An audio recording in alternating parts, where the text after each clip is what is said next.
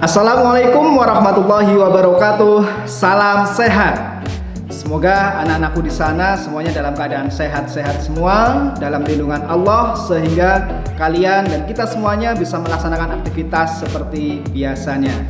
Kali ini saya akan membahas tentang materi kelas 12 KD 3.3 tentang menganalisis penyusunan siklus akuntansi pada perusahaan jasa, terkhusus pada materi pokok pengikhtisaran laporan keuangan. Tentunya anak-anak kemarin sudah belajar tentang tahap sebelumnya dalam sebuah siklus akuntansi, yaitu tahap pencatatan, di mana terdapat analisis transaksi, jurnal umum, buku besar. Nah, kali ini kita akan membahas tentang tahap pengikhtisaran, di mana kita akan fokus pada jurnal penyesuaian. Tujuan pembelajaran kali ini adalah peserta didik diharapkan mampu menganalisis penyusunan siklus akuntansi perusahaan jasa, terkhusus pada indikator capaian. Peserta didik mampu mengidentifikasi macam-macam jurnal penyesuaian, dan peserta didik mampu menyusun jurnal penyesuaian berdasarkan kasus neraca saldo dan data penyesuaian periode sebelumnya. Berikut ulasannya. Jurnal penyesuaian adalah jurnal yang dibuat untuk menyesuaikan saldo akun yang belum menunjukkan saldo sebenarnya ke saldo yang menunjukkan sebenarnya pada akhir periode, atau memisahkan antara pendapatan dan beban. Perlu kita garis bawahi atau tandai, ciri-ciri jurnal penyesuaian adalah menyesuaikan untuk menjadi yang sebenarnya, atau memisahkan pendapatan dan beban. Unsur pokok jurnal penyesuaian ada 4, yaitu 1. Penggunaan perlengkapan, 2. Penyusutan aset, 3. Unsur-unsur yang masih harus dilakukan, 4. Pembayaran di muka. Untuk unsur-unsur yang masih harus dilakukan, contohnya adalah pendapatan yang masih harus diterima, beban yang masih harus dibayar. Sedangkan pembayaran di muka, contohnya adalah beban dibayar di muka, pendapatan diterima di muka. Langsung kita bahas, yang pertama adalah berkaitan dengan perlengkapan. Perlengkapan yang telah diperoleh akan digunakan, sehingga ada yang terpakai dan ada yang masih ada. Dan yang terpakai nanti dalam penyesuaian akan menjadi beban. Pasangan akunnya adalah beban perlengkapan dan perlengkapan. Beban perlengkapan di debit, perlengkapan di kredit. Yang menjadi kata kuncinya adalah yang terpakai. Untuk mengisi nominalnya adalah nominal, berapa nilai nominal yang terpakai. Yang kedua adalah penyusutan aset tetap. Penyusutan merupakan alokasi harga perolehan aset tetap selama usia ekonomis. Penyesuaian dilakukan untuk mengakui besarnya kos atau biaya yang menjadi beban. Bisa dilihat, yang menjadi cirinya adalah kita mengakui bahwa biaya tersebut menjadi beban. Pasangan akunnya adalah beban penyusutan dan akumulasi penyusutan. Misalnya aset tetap kita adalah peralatan, maka beban penyusutan peralatan dan akumulasi penyusutan peralatan. Untuk nominalnya adalah berapa nilai dari penyusutan tersebut. Yang ketiga adalah pendapatan yang masih harus diterima, yaitu merupakan berbagai pendapatan yang telah menjadi hak kita pada periode tersebut, tetapi belum dicatat atau belum diterima uangnya. Kita tandai pendapatan yang belum diterima.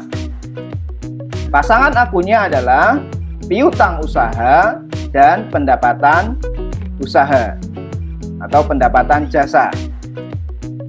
Untuk nominalnya kita isikan dengan berapa nilai yang belum kita terima. Yang berikutnya adalah beban yang masih harus dibayar, yaitu merupakan berbagai biaya yang telah menjadi beban, yang telah menjadi biaya sampai akhir periode tetapi belum kita keluarkan uangnya. Kita tandai sudah menjadi biaya atau beban tetapi belum kita keluarkan uangnya. Pasangan akunnya adalah beban dan utang. Misalnya ada karyawan yang belum dibayar gajinya, maka pasangan akunnya adalah beban gaji dan utang gaji. Yang berikutnya adalah beban yang dibayar di muka. Merupakan berbagai beban yang dikeluarkan terlebih dahulu kasnya. Kita sudah membayar gitu ya. Tetapi manfaat ekonomisnya baru kita nikmati beberapa periode yang akan datang. Ini ada dua penyesuaian, ada dua bentuk. Yang pertama adalah pada awal pembayaran kita catatkan sebagai aktiva, sebagai harta. Misalnya sewa dibayar di muka. Untuk menyesuaikan akun ini, maka pasangan akunnya adalah beban titik-titik dibayar di muka. Kalau tadi kaitannya dengan sewa, berarti beban sewa dibayar di muka. Untuk mengisi nominalnya adalah sebesar berapa yang telah benar-benar menjadi beban. Yang kedua, pendekatannya adalah kita melihat pada awal pembayaran atau di neraca saldo tercatat sebagai beban. Contohnya di neraca saldo kita lihat di sana tercatat beban sewa. Maka penyesuaiannya kita menggunakan pasangan akun titik-titik dibayar di muka dan beban titik-titik. Kalau kaitannya dengan sewa dibayar di muka, beban sewa.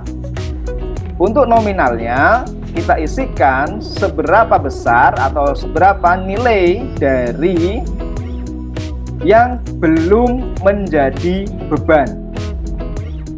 Ingat, yang belum menjadi beban. Kita lanjutkan adalah pendapatan diterima di muka, yaitu merupakan berbagai pendapatan diterima terlebih dahulu tetapi manfaat ekonomisnya baru akan dinikmati beberapa periode yang akan datang. Ini juga sama, ada dua pendekatan. Yang pertama adalah bagaimana ketika pada awal penerimaan dicatat sebagai kewajiban. Jadi kalau di neraca saldo kita lihat menjadi sebuah kewajiban. Pasangan akun yang kita gunakan adalah pendapatan titik-titik diterima di muka, kemudian pendapatan. Misalnya ada bunga, pendapatan bunga diterima di muka, atau bunga diterima di muka. Kemudian pasangan akunnya pendapatan bunga.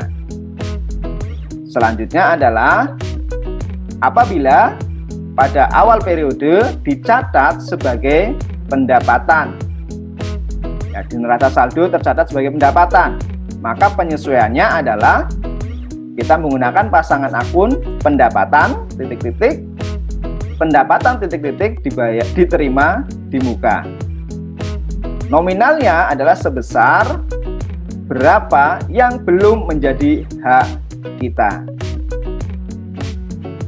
Nah, coba kita latihan soal terlebih dahulu.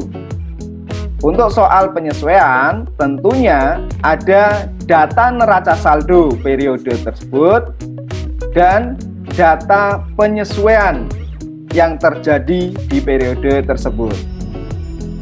Di sini saya mencontohkan ada bengkel Andi yang memiliki neraca saldo. Ini hanya sebagian neraca saldo. Kemudian ada data penyesuaian. Saya gunakan 3 data penyesuaian. Yang pertama, perlengkapan yang digunakan. Yang kedua, masih ada pendapatan yang belum diterima. Yang ketiga, terdapat karyawan yang belum dibayar gajinya. Bagaimana pembahasannya? Mari kita saksikan bersama-sama.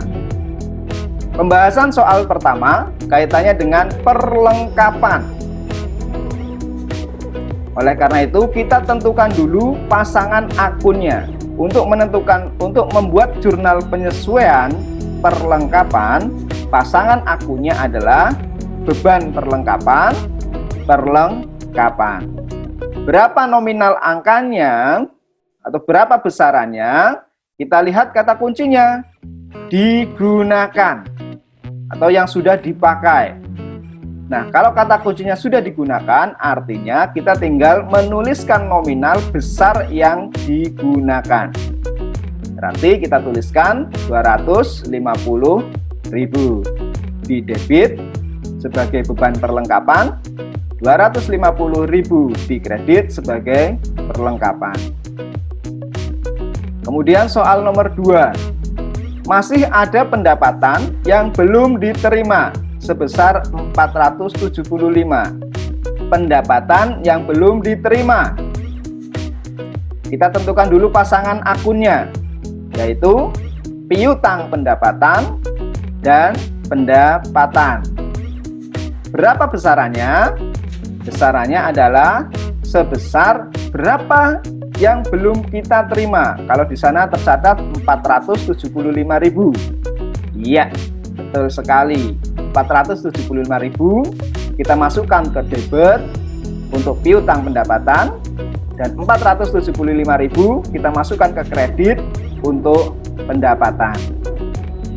Berikutnya nomor 3, terdapat karyawan yang belum dibayar gajinya senilai 750.000. Sana ditandai belum dibayar, artinya kita masih mempunyai kewajiban.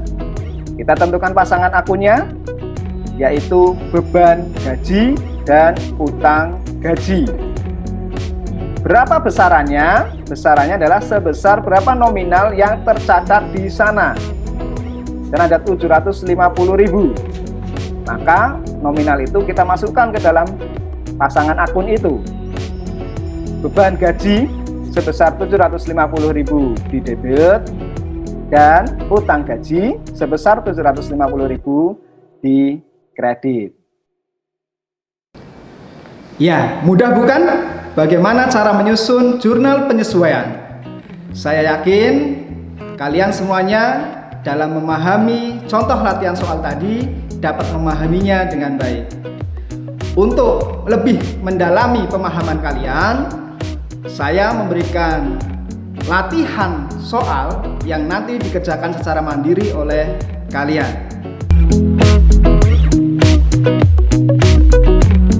Saya rasa pertemuan kali ini cukup sekian.